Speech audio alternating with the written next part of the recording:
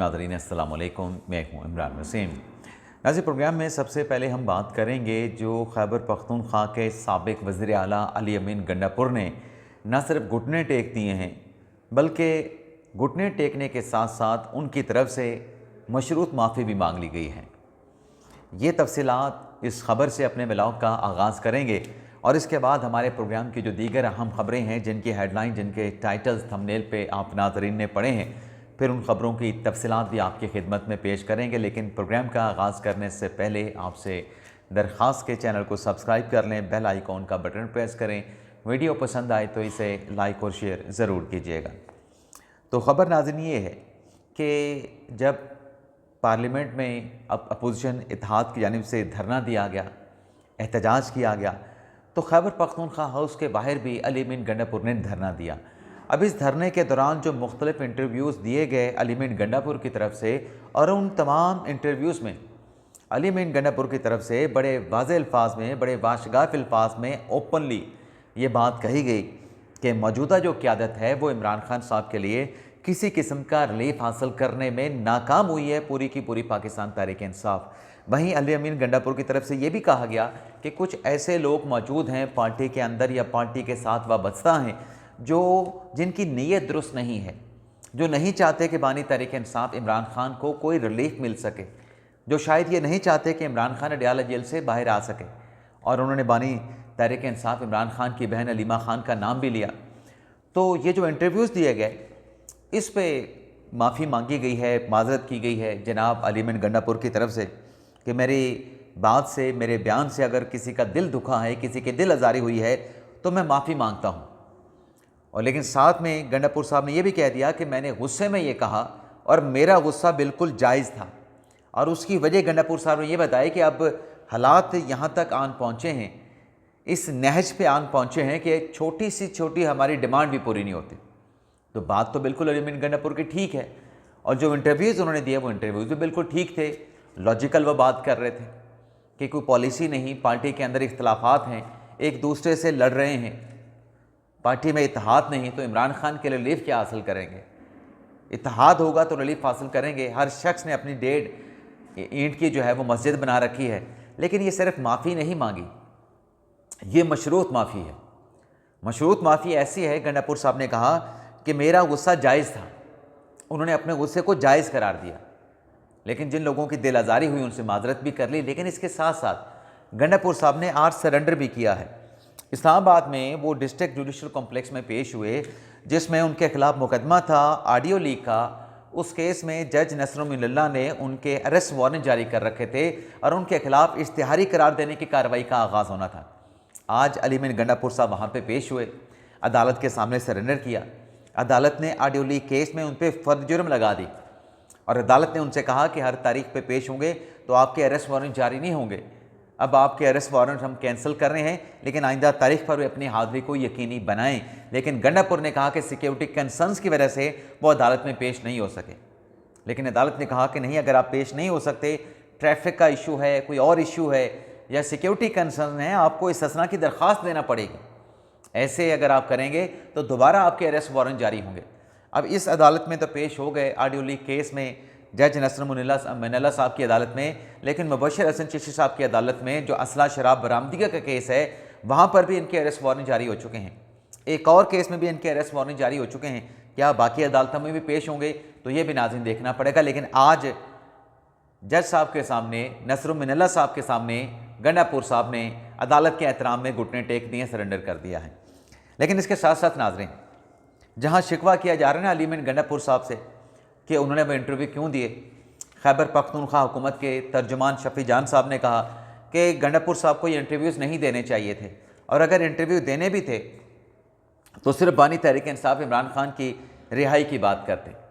अब ये शिकवा हो रहा है गंडापुर साहब से, लेकिन एक शिकवा किसी और ने भी किया है, और वो शिकवा किया गया है साहबजादा हामिद रज़ा की तरफ से, जो 9 मई के केस में कन्विक्टेड हुए, जो 9 मई के केस में 111 दिन से जेल में हैं।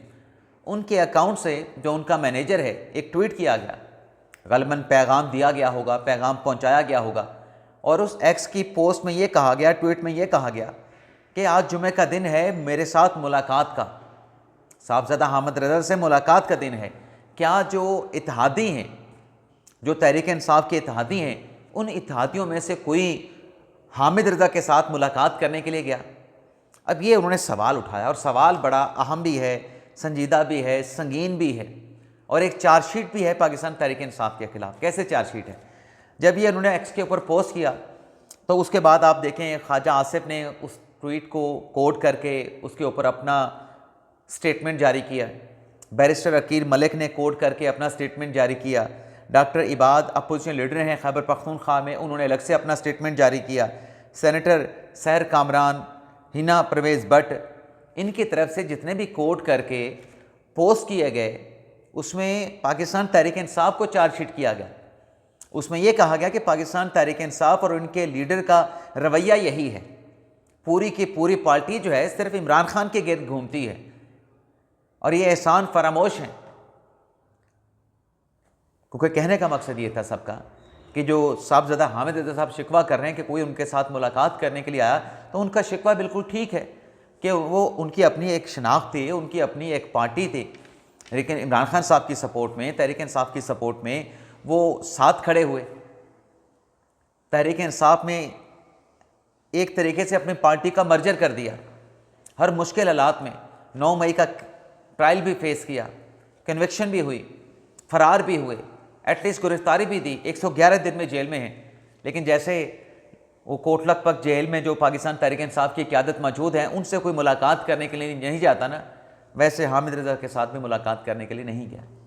होना चाहिए जब जो बंदा आपके साथ खड़ा है उसका हौसला बढ़ता है कि यार मैं जिनके साथ खड़ा था वो मेरे साथ खड़े हैं।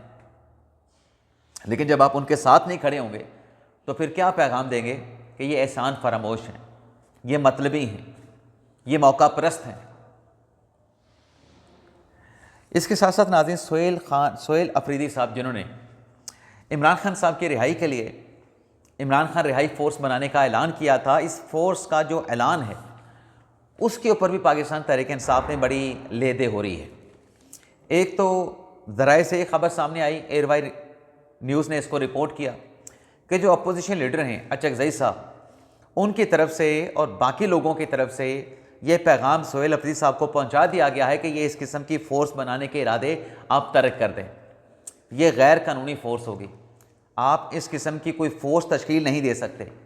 वफाकी हुकूमत का बयान भी आया है कि ऐसी फ़ोर्स तश्कील देना दरअसल गैर कानूनी है, कोई भी फ़ोर्स बनाने का अख्तियार सिर्फ वफाक के पास है। अब इस ऐलान पे जो शफ़ी जान साहब हैं, KP हुकूमत के तर्जमान, उनकी तरफ से कहा गया कि बस सोहेल अफरीदी ने जो ऐलान कर दिया है, उस ऐलान के बाद सूबाई हुकूमत से या फिर अपनी पार्टी तहरीक इंसाफ से इमरान खान रिहाई फ़ोर्स की तश्कील के लिए, क़याम के लिए किसी किस्म की मंजूरी हासिल करने की ज़रूरत नहीं।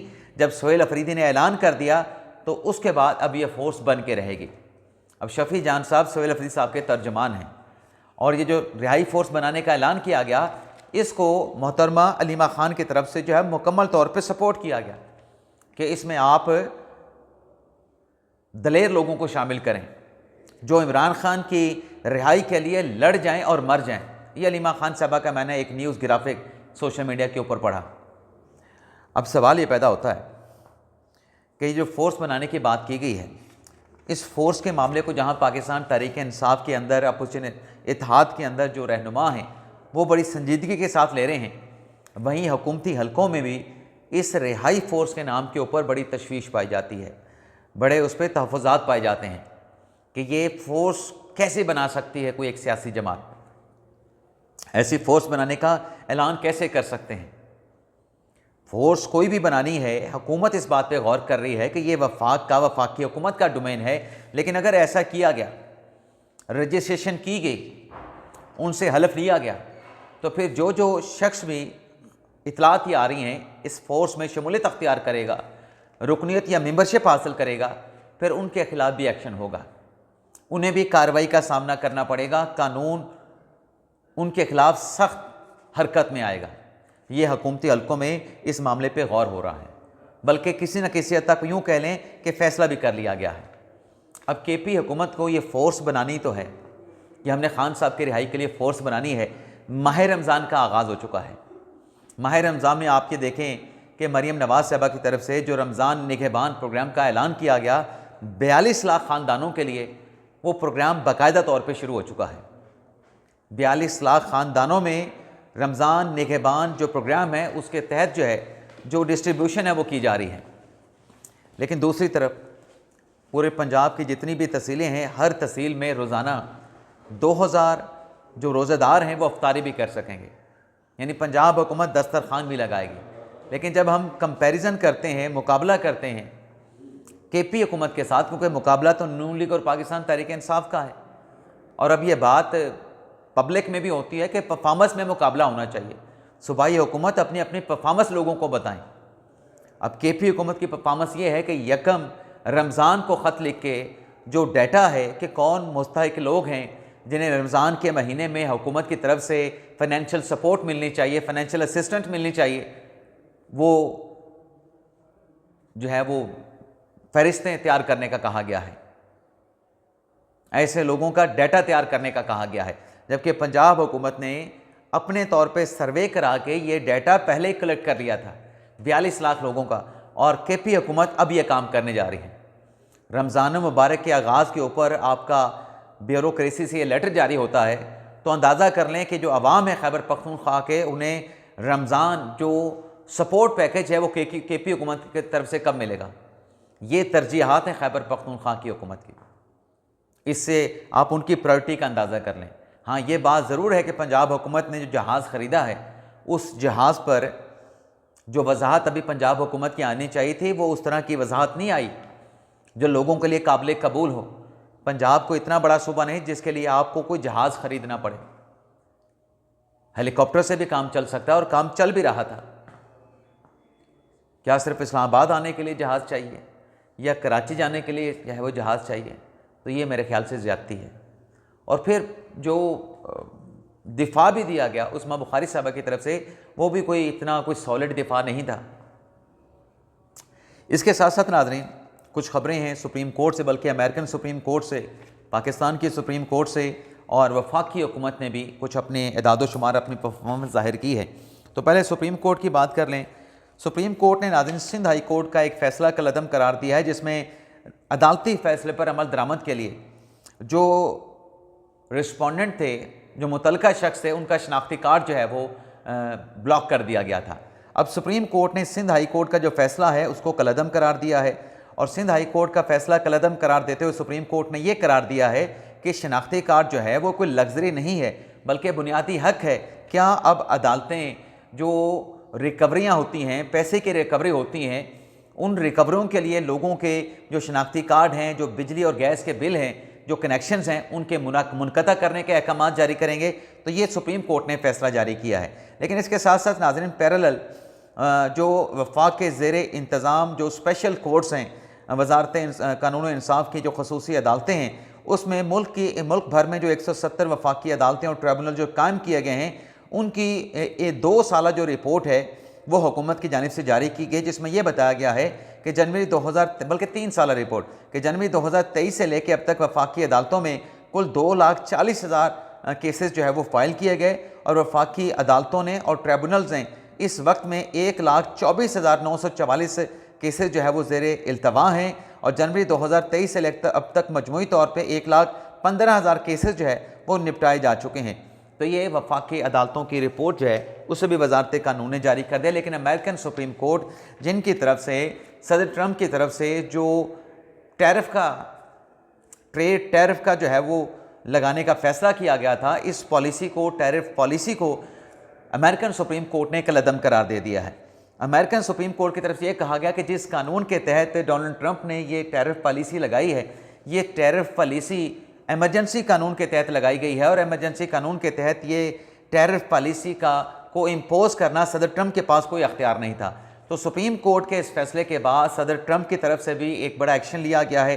सुप्रीम कोर्ट का जो फैसला है उसको एक्सेप्ट नहीं किया गया, उसको हुकूमत की तरफ से शर्मनाक करार दिया गया है। और फिर अमेरिकन प्रेसिडेंट की तरफ से एक और जो है वो सदारती ऑर्डर जारी किया गया, जिसमें अक्रॉस द वर्ल्ड 150 ममालिक पे 10% ग्लोबल जो टैरिफ है, ग्लोबल टैरिफ लगाने का जो है वो ऐलान कर दिया गया, सदारती ऑर्डर जारी कर दिया गया, जिसमें यह कहा गया कि ये 10% ग्लोबल टैरिफ है जो कि पहले से लगे तजारती टैरिफ से अलग इजाफी लगाया गया है, ये 150 दिन जो है इसका नफाज जो है वो जारी रहेगा। अब एक तरफ अमेरिकन सुप्रीम कोर्ट है, दूसरी तरफ अमेरिकन प्रेसिडेंट हैं, एक तरफ अदालती फ़ैसला है, दूसरी तरफ अमेरिकन प्रेसिडेंट का फ़ैसला है कि मज़ीद 10% जो है वो ग्लोबल टैरिफ लगा दिया गया है।